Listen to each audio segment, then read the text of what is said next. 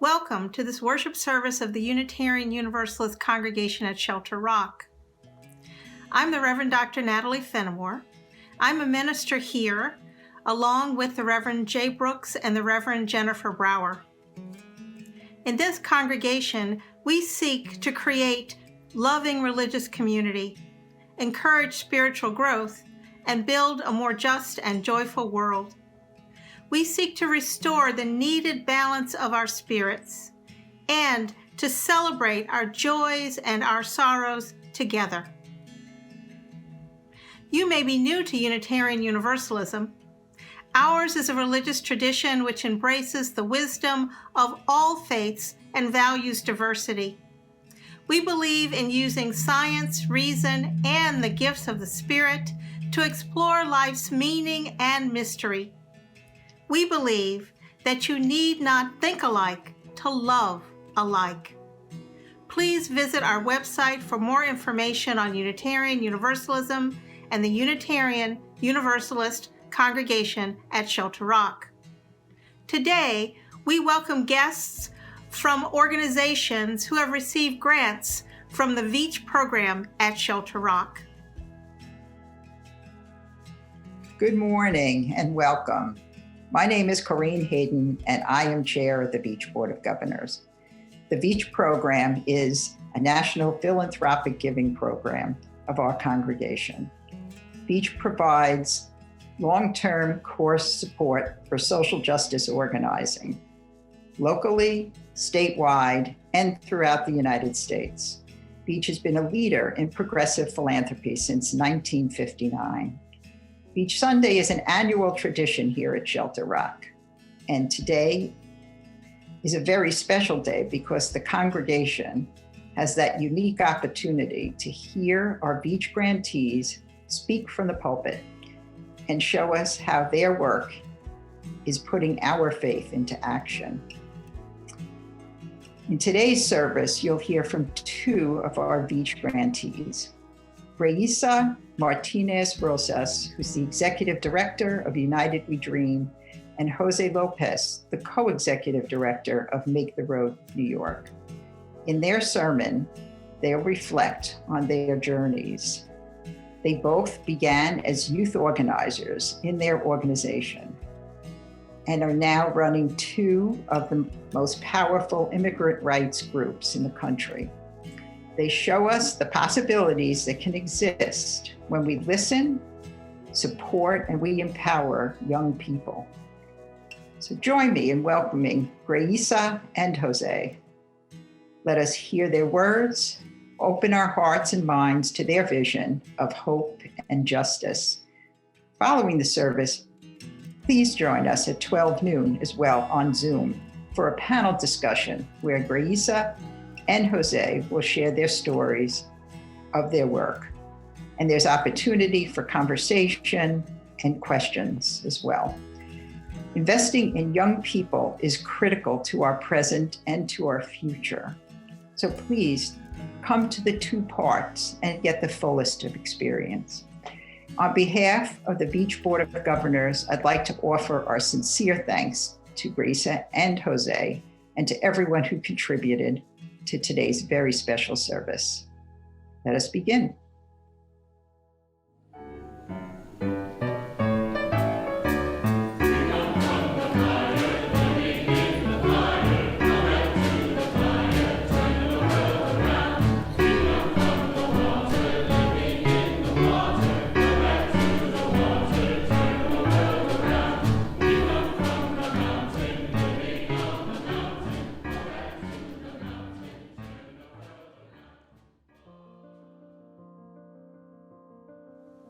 I offer these opening words attributed to Kalidasa.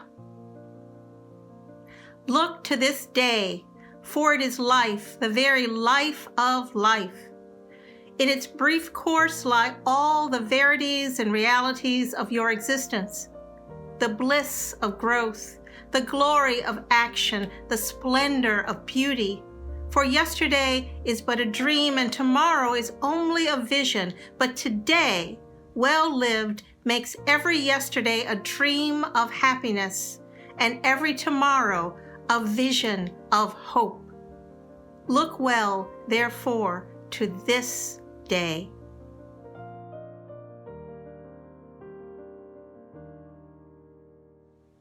We light our chalice this morning with these words from Albert Schweitzer. At times, our own light goes out and is rekindled by a spark from another person. Each of us has cause to think with deep gratitude of those who have lighted the flame within us.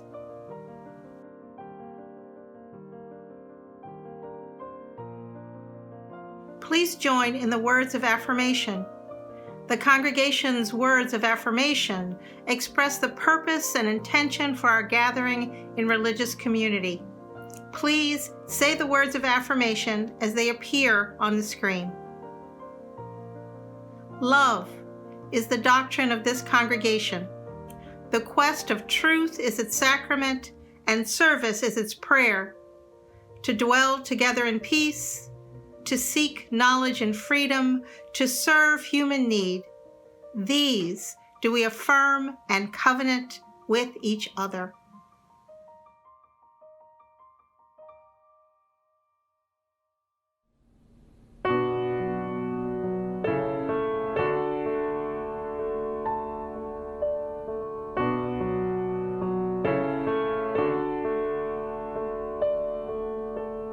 This is the sound of one voice, one spirit, one voice, the sound of one who makes a choice.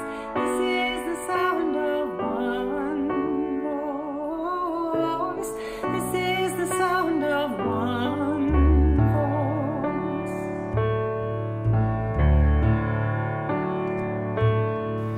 This is the sound of voices too. The sound of me singing with you, helping each other make it through. This is the sound of voices too. This is the sound of voices too.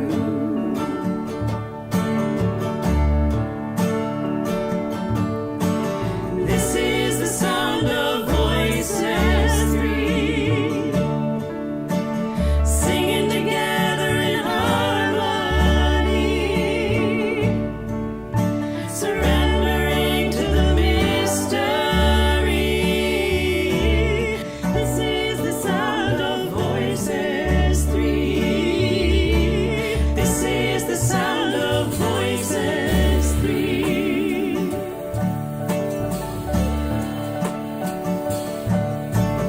This is the sound of all of us, singing with love and the will to trust.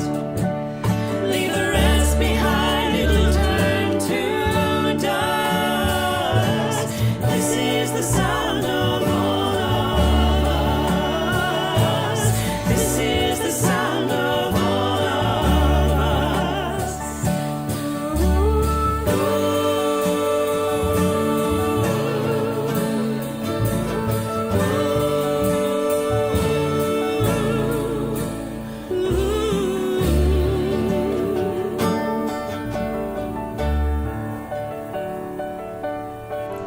This is the sound of one voice, one people, one voice, a song for every one of us. This is the sound of one voice. This is the sound of one voice.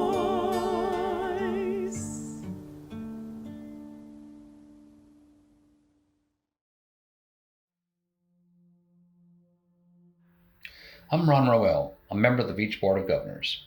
Today's plate collection is for two of the most important civil rights organizations in our country, United We Dream and Make the Road New York. We are fortunate to have their leaders, Greisa Martinez Rosas and José Lopez, here with us today for Veatch Sunday. The congregation's support for their work helps secure a more safe and just future for immigrant families throughout the United States. In 2008, it was young people themselves who founded United We Dream. Many of them were what we now know as dreamers, young people who came to this country as small children. Today, the youth leaders of the United We Dream tell us that together they are undocumented and unafraid. They are 1 million strong and based in 28 states. Deportation and family separation take a devastating toll on people's lives. Your support today will help United We Dream to fight for DACA, combat hate and violence against immigrants, and promote their full participation in society. Make the Road New York was founded in a small storefront in Brooklyn in 1997. Today, its 23,000 members, located throughout the city and here on Long Island, forge a national model for achieving dignity and justice. They're winning new public policies and providing much-needed survival and legal services across New York State. In 2017, at a time of the Muslim ban, Make the Road members and legal staff were the first to protest the detention of victims at JFK Airport. In 2019, they are critical in passing some of the strongest tenant protections for New York State residents. Last year, Make the Road New York secured $2.1 billion for essential workers excluded from federal relief during the pandemic. Please join me in supporting these two organizations today. Instructions on how to contribute will now appear on your screen.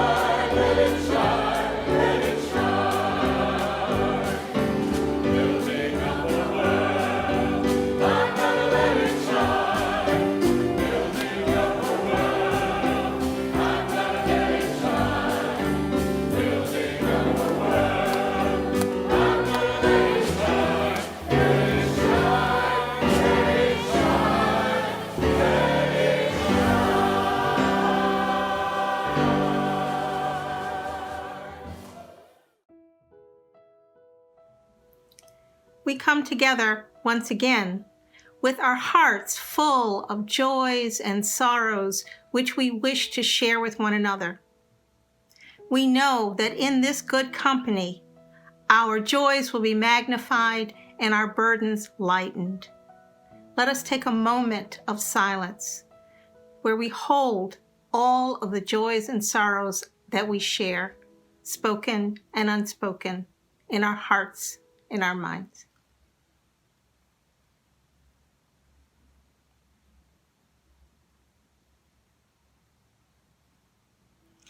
Let us open our hearts and minds to this place where we are quiet, to the silent prayer for the healing of pain and the soft, gentle coming of love.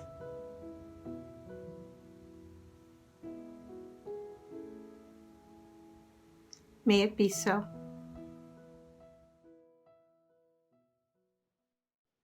Good morning.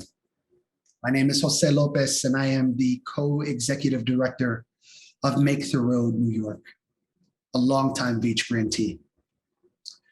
Thank you so much to Veatch and UUCSR for inviting me into your worship service today. To begin, I want to talk a little bit about my parents. You see, my parents came to this country in the late 1950s during the largest wave of migration of Puerto Ricans to the United States.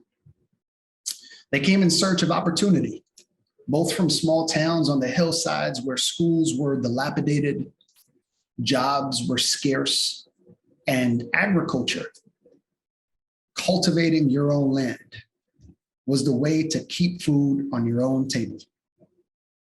My mother is one of 13, and as one of the oldest daughters, she left school before she started fourth grade to care for her brothers and sisters.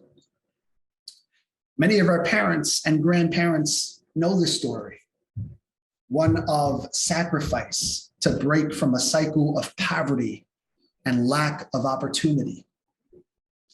For centuries, people have moved from place to place, in some cases because they have had the experience of my mother. In some cases, they are running from the harsh devastation of violence and war. In some cases, they're fleeing climate catastrophe, earthquakes, and superstorms. But in each case, it takes a certain amount of fearlessness. After their travels to New York, my parents met in Williamsburg, Brooklyn, a community at the time of European and Caribbean immigrants, Italian families, Polish families, Puerto Ricans, and Blacks. They married young after just 1 year of dating. They struggled hard, but they loved harder. They had 5 children, of which I am the youngest and the only boy. Despite all of the hardships, growing up on welfare, living in public housing with utilities on one day and off the next, despite all of that, we marched forward. And we did so because my parents instilled in us 3 principles that I believe we share across our traditions of faith. 1, each of us is worthy of dignity and respect. 2, center equity and justice in your relationships. And 3, interdependence will make us whole. We were reminded by my parents' words and their actions that community is not defined by getting by or by getting ahead. Community is defined by getting together. In 1966, my father demonstrated just that. He was a 19-year-old baseball player with a traveling team from Red Hook. In his first summer with the team, they traveled south to play a game in North Carolina. They won that game. My dad leading the charge as pitcher. He always talks about how he could make his knuckleball dance. After the game, they loaded the team bus to head home. Before exiting North Carolina, they pulled over at a service station to fuel up on gas and eat at an adjacent diner. As the players entered the diner and took their seats, the white owner stepped onto the dining room floor and announced, "Boys, we won't be serving you all here. You gotta go." Understanding where they were, far from home in the Jim Crow South, in a state where just a few years prior, African-American students of North Carolina A&T were beaten and arrested for trying to integrate lunch counters. They chose to leave the diner. As they mounted the bus at the service station, their heads hung low. My father, one of only 2 Puerto Ricans on an all-Black team, decided to head back inside. Listen here. We just finished a baseball game and we're headed back to New York. My money is green and we don't have to eat inside this diner, but we do have to eat. How about I place a large order for the road? You sell me 30 hamburgers and we'll happily be on our way. My dad sat in eyesight of the front counter for nearly 20 minutes. When the burgers were ready, the owner called my dad up to the register. As he tallied the cost, my dad leaned in and said to the owner, "I appreciate you cooking those burgers. Now you eat them." My dad sprinted out the front door, ran across the garage and onto the bus that awaited to speed off the moment he got inside. My dad would not call this a heroic act, just a principled one. He recognized each member on that team bus was worthy of dignity and respect. And that small act, large in meaning, signaled to his teammates what youth poet laureate Amanda Gorman signals to us in her poem, "The Hill We Climb." Quiet isn't always peace.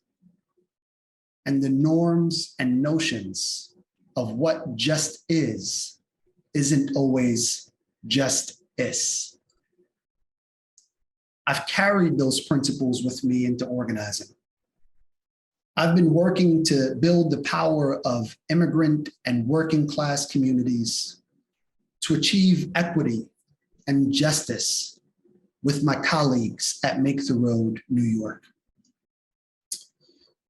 Let me summarize my work. I talk to people in immigrant, Black, and brown communities about the power in our stories, the power in our numbers, and the power of modeling the world we strive to see in our everyday acts. If you strive for a more caring and compassionate world, you must enter daily interactions with others with care and compassion. Now think about how hard that is in the context of migration. How do I share my story of migration when I'm supposed to live in the shadows? How do I share my story of migration when it resurfaces the trauma I've experienced? How do I organize my community at a time where so much division is sown? Much of the immigrant problem we're facing is institutional. Bad policies that allow someone pulled over for a broken taillight who's worked here for 20 years to be thrown in jail without access to counsel and therefore be separated from their family. But our policies are shaped and upheld by individuals, people whose acts have been shaped by narratives that reinforce the other. And once we normalize in our society that mistreatment and abuse of the other is acceptable, we end up with an administration that rips 5,500 children from their arms of their mother at the southern border under the guise of deterrence. Thus says the Lord of hosts, render true judgments, show kindness and mercy to one another. Do not oppress the widow, the orphan, the foreigner, or the poor. And do not devise evil in your hearts against one another. I'd like to turn your attention to a photo. This photo is of Operation Butterfly, a project spearheaded by United We Dream. It is one of a few photos I often think about that has had a tremendous impact in the way I think about migration and borders. This photo is of Carlos and his mom, taken in 2013. And it illustrates who we've become as a nation from 1900 to 1990. Approximately 20,000 families were separated by deportation each year. In the mid-1990s, the deportation rate increased by 800% to 180,000 a year. That number has since doubled between 2010 and 2020. Now, this is not an abstract debate. This is happening every day. This is happening to the housekeeper that cares for your kids. This is happening to the landscaper who mows your lawn, to the cook who prepared your last meal. And until we, as Amanda Gorman says, strive harder to forge a union with purpose, to compose a country committed to all cultures, colors, characters, and conditions of man, we're going to chart forward on a broken path. The same broken path that extended naturalization only to free white persons of good character in 1790. The same broken path that suspended Chinese immigration in 1882. The same broken path that denied entry to Eastern and Southern Europeans in 1924. The same broken path that separated Carlos from his mother in 2008. Scripture reminds us, for if you truly amend your ways and doings, if you truly act justly with one another, if you do not oppress the foreigner, then I will dwell with you in this place. And so, how do we live our lives working towards God's vision of community? How do we embrace the challenges by Amanda Gorman of working towards what shall be a country that is bruised but whole, benevolent but bold, fierce and free? I have chosen to do that in my work by taking my parents' principles we share in our traditions of faith, and putting them into practice. Dignity, respect, equity, justice, interdependence. And if we can all do this, we can all benefit. You see, the fight for immigration reform is just a step toward fixing our broken path. Immigration reform may grant Black and brown families protection from deportation, but will it keep us from being terrorized by a racist policing and criminal justice system?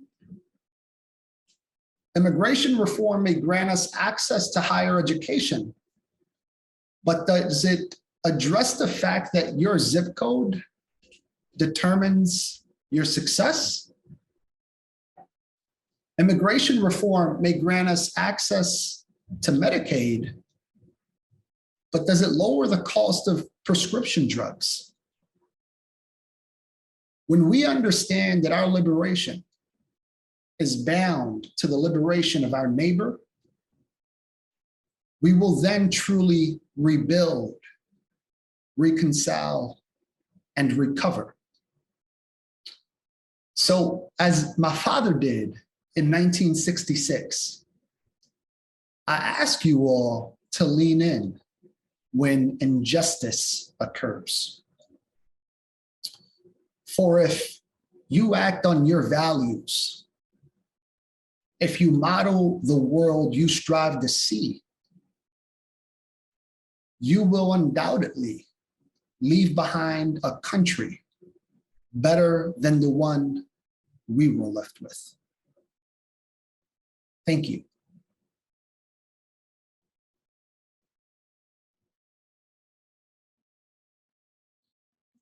Hello, Shelter Rock. My name is Greisa Martinez Rosas, and I have the honor of serving as the Executive Director of United We Dream and United We Dream Action. We are the nation's largest immigrant youth-led network.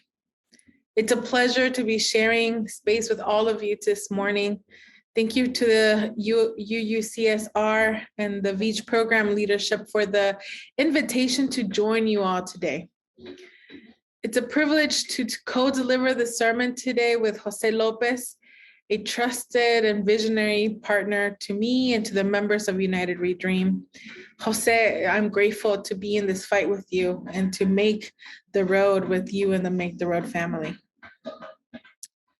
As I considered your congregation's theme this month of living with intention, I am reminded of the 8 principles of the Unitarian Universalists, the inherent worth of dignity of every person.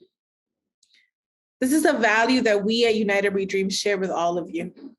So I have an immense level of gratitude and respect for this community. At United We Dream, we have been fighting for over 10 years to make sure that everyone, regardless of immigration status, is able to live their life with dignity. That we're all able to not just survive, but thrive. And because we are all inherently worthy, we are worthy of human rights.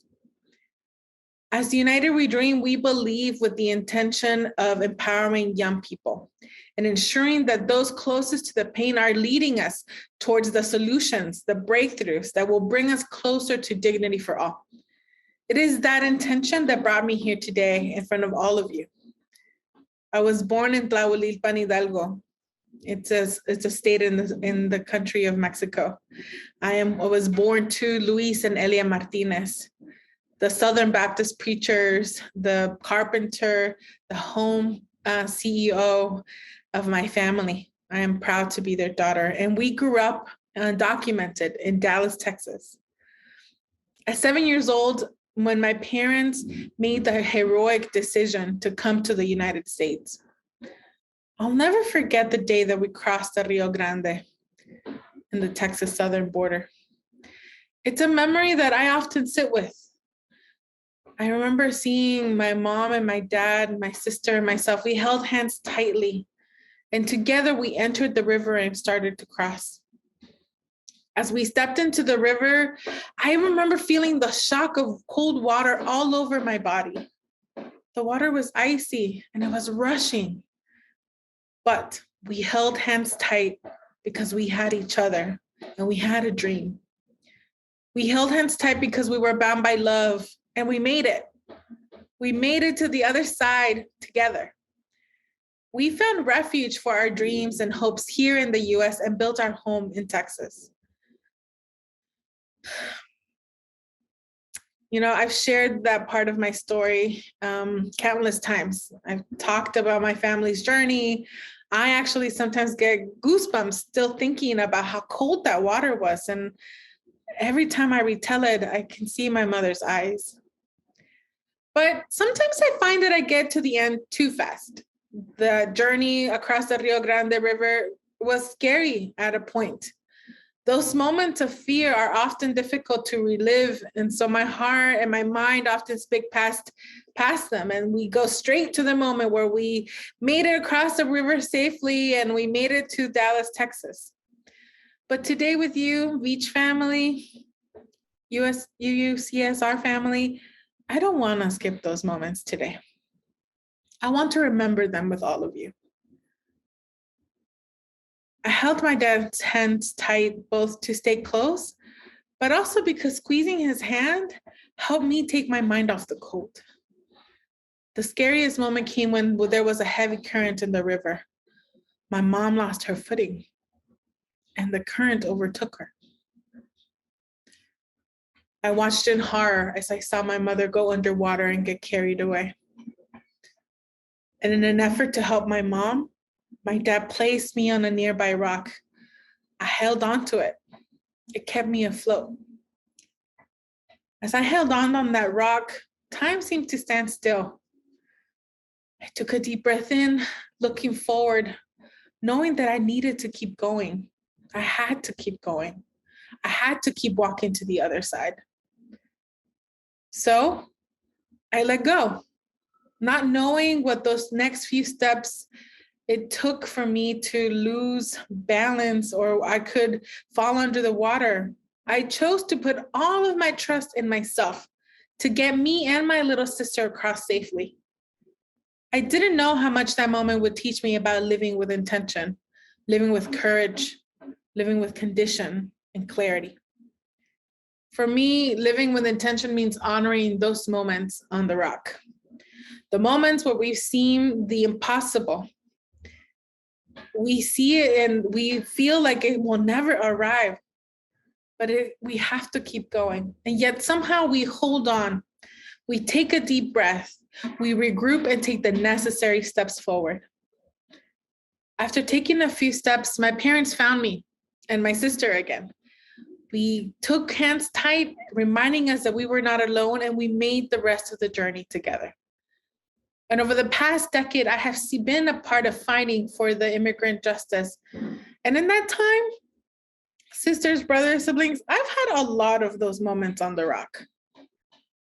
I came to Washington, D.C. for the first time over 10 years ago. I organized a busload of undocumented young people from Texas. We piled onto this short yellow bus and came to Congress to lobby for the DREAM Act in 2010. I stood in the Capitol gallery and watched as we fell 5 Democratic votes short of passing the DREAM Act, which could have provided a pathway to citizenship for me and millions of other undocumented young people. Passing the DREAM Act that year could have been a major victory for our movement.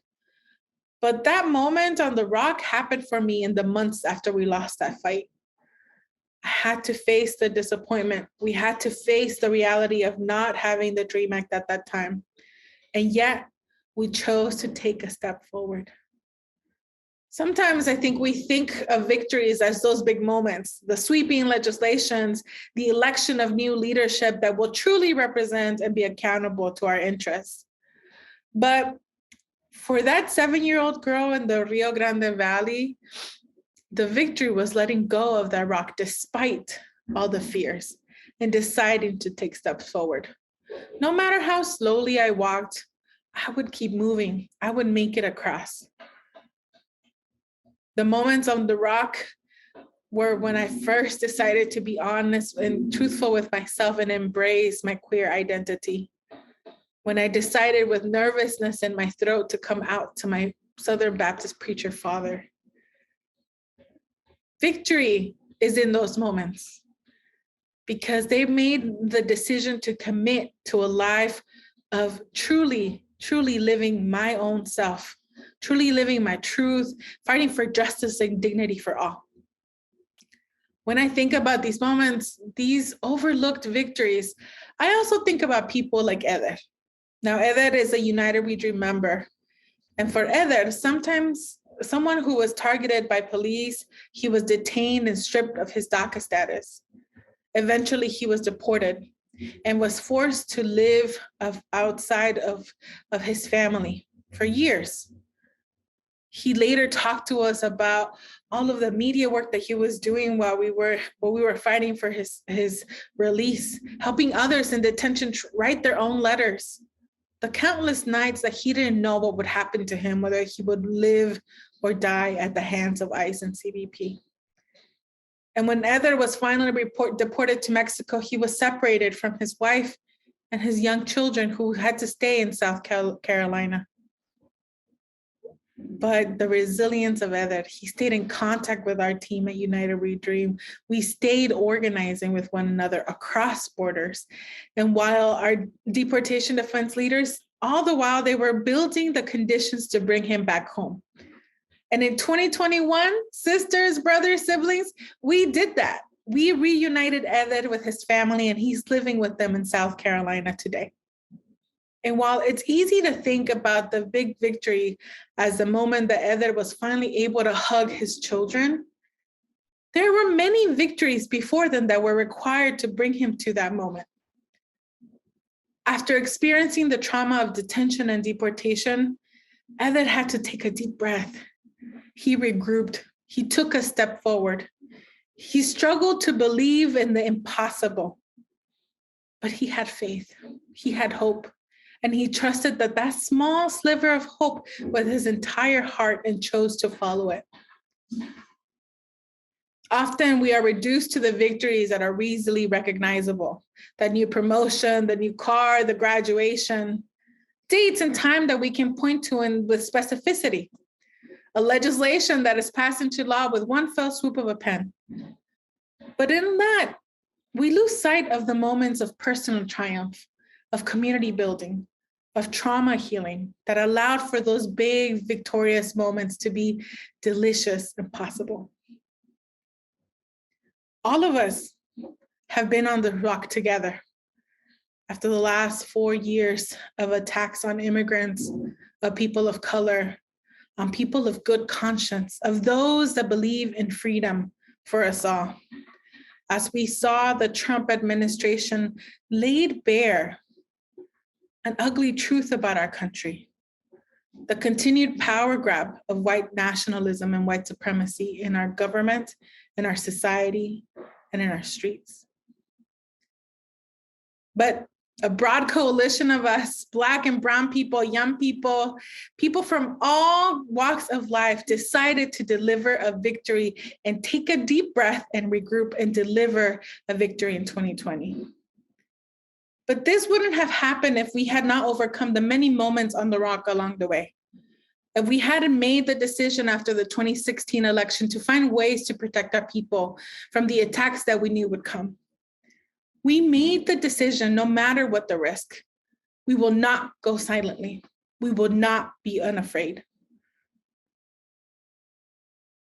And it led to major victories. Even before the 2020 election, we mobilized millions across the country with us. We adopted an eighth guidance principle.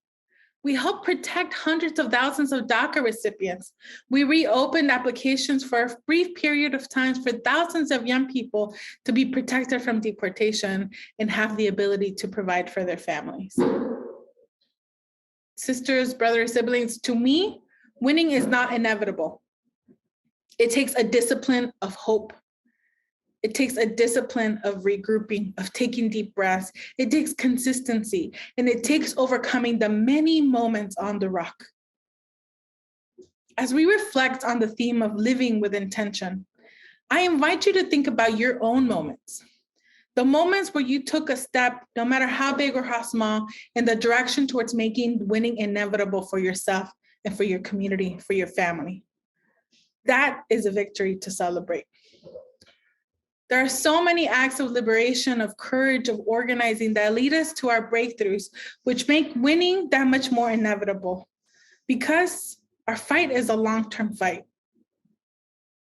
There's a song that says, "We who believe in freedom cannot rest. We who believe in freedom cannot rest until it comes." Dignity and justice is not a singular act or a singular executive action or a singular law enacted.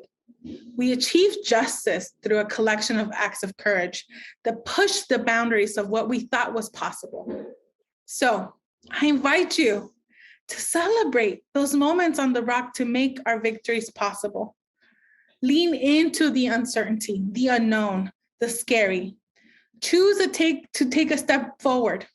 If you are lost, follow the people of color with a commitment to a long-term victory for their people and their communities. Follow those that understand what it's like to be in those moments on the rock and are able to look beyond them. We are in a critical moment in our history, a critical moment that will take all of us to win, calling out racism and xenophobia, of stopping the spread of white nationalism in our communities, in our hearts, and in our political systems. You have the power to do that in the spheres of influence. In a critical moment where there is a crucial to invest in the bold leadership of young people, Black and brown people, queer people, immigrants.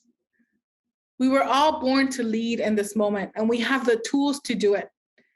And sometimes it requires acts of radical self-love, of imagination and discomfort to let us into the moment of liberation, dignity, and justice for all. At United We Dream, we believe that those closest to the pain are also closest to the solutions, the innovations, and the breakthroughs. And that is why we are led by young people. That is why we are led by queer people. That is why we are led by Black and brown people. Winning is not inevitable unless we make it so. I invite you to join me and the young people of United We Dream to make it so. Gracias. Thank you.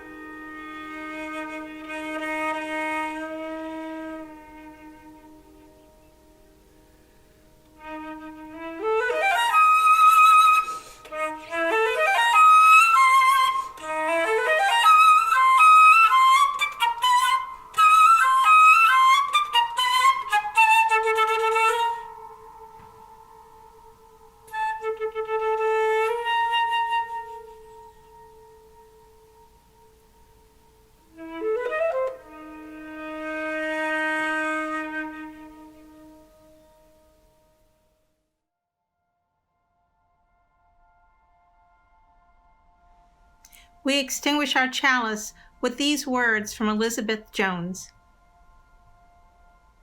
We extinguish this flame, but not the light of truth, the warmth of community, or the fire of commitment. These we carry in our hearts until we are together again.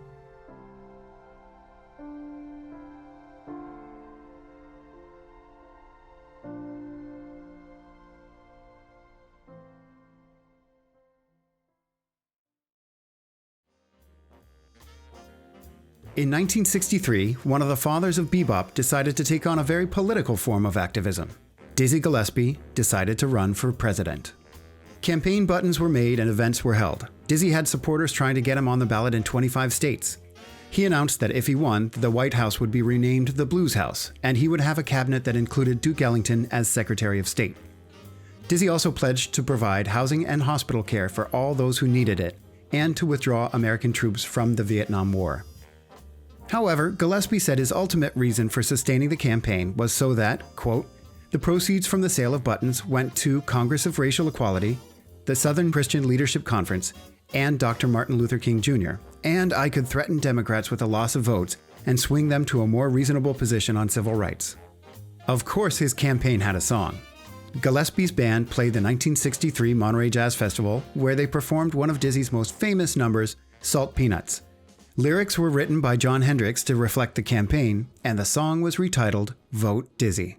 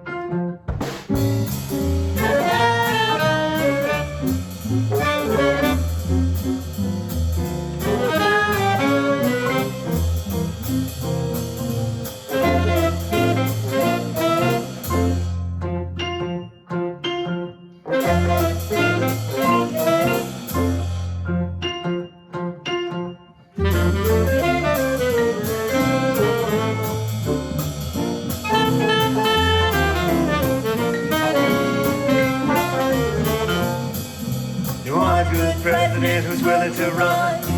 Vote dizzy, vote dizzy. You wanna make government a barrel of fun.